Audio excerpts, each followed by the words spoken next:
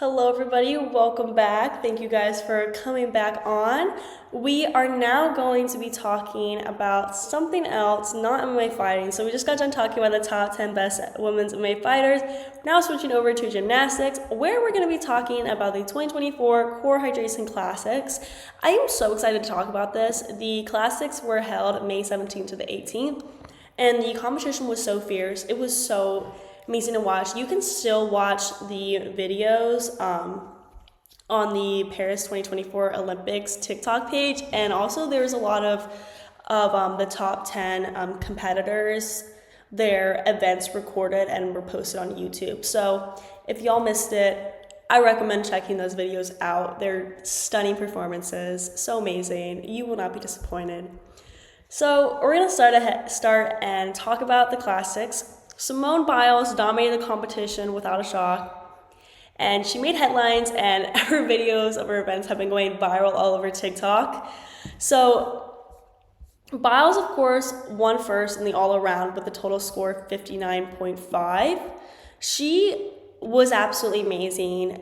I did say that she was training to do some very competitive, more dangerous moves, but she didn't really do anything that was not something that she's done before, which is actually a good thing, because sometimes it's like, are you going to risk it? Are you going to take it? In gymnastics, it can vary, and she can save all that for the Olympic trials as well. But anyway, getting back to the core classic, she soared through the air when she performed the Yurchenko double pike, the most difficult vault in women's gymnastics that now bears Biles' name. Unlike last year, Biles did good without her coach standing on the mat for safety, but it ended up leading her into a half point deduction. So she didn't do, like, it was good last year, but it wasn't her best. Let me just say that, okay? But she ended up getting a half point deduction on that and the mat. And on an element that requires so much height, Biles remarkably had too much power and took a couple of large steps backwards that year. But she stayed on her feet to earn a 15.6 this year, which is the highest mark of the evening. She secured routines on beam at 14.55 points for second place, and floor 14.8 for first place. And then on the beam, what stood out to me the most was her perfect wolf turns. I literally cannot explain how perfect they were in words. Wolf turns on beam require so much amazing balance, and she was absolutely flawless. And honestly, whenever you see anybody do wolf turns, it seems like they can lose their balance really quickly, but she made it look so easy. And that's something that Biles definitely does differently than any competitor out there, is she makes everything look so easy, which is so impressive, because we all know it's not easy. And then she finished the meet on bars, which is her weakest event, as we know. But she made it smoothly without any errors and finished with a score of 14.55. Last year, Biles proved she was still the best gymnast in the world, despite what happened in Tokyo when her gold medal hopes unraveled because of a disorienting mental block. After she withdrew from multiple finals, her competitive future seemed uncertain, really. Biles eventually eased back into training and then to competition last summer. As she prepares for her third Olympics, Biles didn't simply replicate her routines from her successful 2023 season, though. She had more difficult skills. She performed the triple twisting double tuck on floor, another skill named for Biles, but one she didn't include in her last year routine. She also unveiled a new dismount combination on bars. She did have some points deducted on her floor routine for stepping out of bounds a couple of times, though.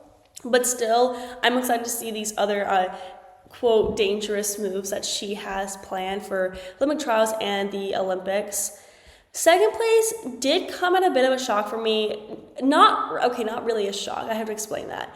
I really thought Jordan Chiles would have placed second, skipping her reputation and records last year, but she placed third, so she still did extremely well. Shilese Jones placed second, and I mean, this isn't surprising at all. We all know she's an amazing gymnast. She's so famous for all of her skills. But still, I don't know why, but I just really thought that Chiles was going to place second. Anyway, she finished with a score of 57.65 in the all-around, about 2 full points behind Biles. Shilese Jones won bronze in the 2023 World All-Around, so really not a shocker to win second this year, but I mean, just the reason that I was shocked because of Chiles' improvement this year, and also just, I don't know why, I just really thought that she was going to be second. Anyway, Jones competed and hit an upgraded scale, the layout Jaeger, for the first time, and Jones was the only athlete in the competition to receive a score above 15 on the uneven bars with a 15.25, which is super impressive. Jones said, "It definitely boosted my confidence for sure. This is a brand new bar routine for me, so presenting it and hitting it clean like I was capable of doing in practice, I felt so many emotions going on. We changed my routine around like not even 3 weeks ago. It's something I wanted to add for a while, and I feel like it fits me well and it's super fun to do. Hitting it tonight just felt great."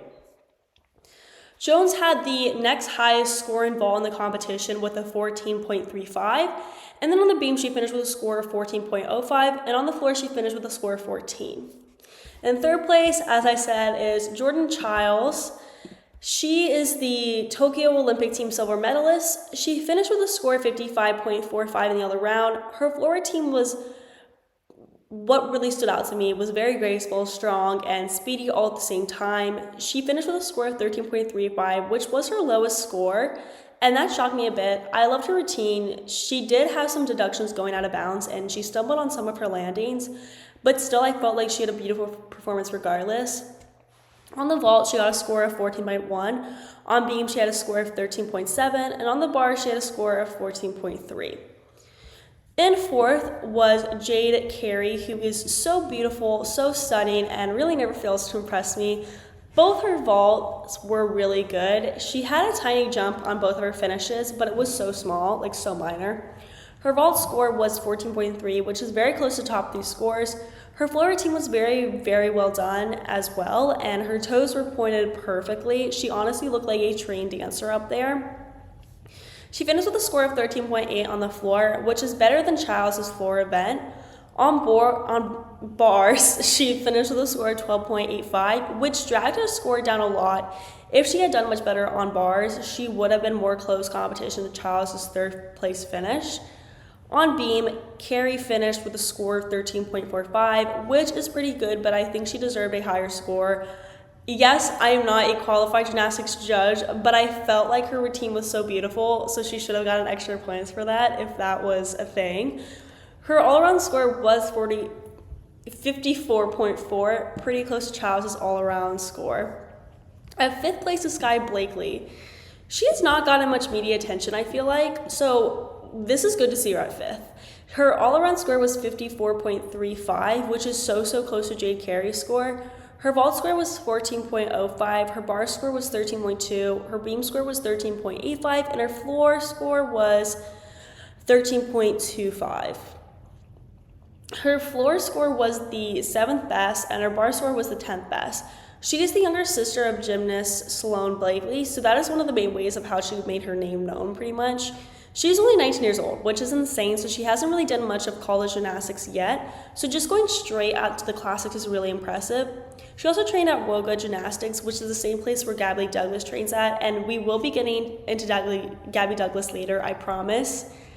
At 6 was Tiana Sumanasekera. I'm going to be honest, I haven't really heard much about her. The only thing I know her from is that she is the 2023 Pan-American all-around and balance beam champion. Anyway, for the beam, she finished with a score of 13.0, which isn't that great considering she is known for the beam last year. Still, it is a very great score, I want to say that, but I would have thought she would be placing higher in the beam. It was a beautiful routine though, just saying. On the bars, she got a score of 13.15, her vault had a score of 13.85, and her floor had a score of 13.9. She did very well overall and had an all-around score of 53.9. At 7th was Leanne Wong. She was a member of the gold medal winning teams at the 2022 World Championships, 2023 World Championships, and the 2019 Pan American Games. She had an overall score of 53.45 in the classics. Her beam score was 12.4, her floor score was 13.25, her bar score was 13.85, and her vault score was 13.95. From 5th to 10th place, I just want to say all the scores get very, very close, as you can see, so it does get a bit confusing. At 8th place, this is where I'm literally like I don't know. Like when I saw this, my mouth was like dropped to the floor. Is Dulcy Caylor. She had an overall score at 53. Her floor score was 12.75. Her beam score was also 12.75. Her bar score was 13.7, and her vault score was 13.8. The reason I was so in awe with her is because she's literally 16 years old. She is still in high school. That is insane. And I'm really hoping she continues competing professionally, and I bet she's going to be literally dominating in the next couple of years for sure. At ninth place was Kalia Lincoln, who also trains at Wilga Gymnastics. Her overall score was 52.7. Her vault score was 13.65. Her bar score was 13.1. Her beam score was 11.95. And her floor score was 14. And then at 10th, there was a tie.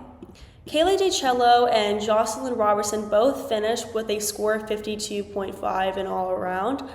Robertson finished her vault with a score of 13.55. Her bars had a score of 13.2. Her beam had a score of 13.45, and her floor event had a score of 12.3. DeCello's vault score was 13.65. Her bar score was 12.7. Her beam score was 13.5, and her floor event had a score of 12.65. So Robertson beat Chaychella in the bars event only, but because Chaychella's score was so much lower on the bars than Robertson, that's why they basically tied when you add up all the scores.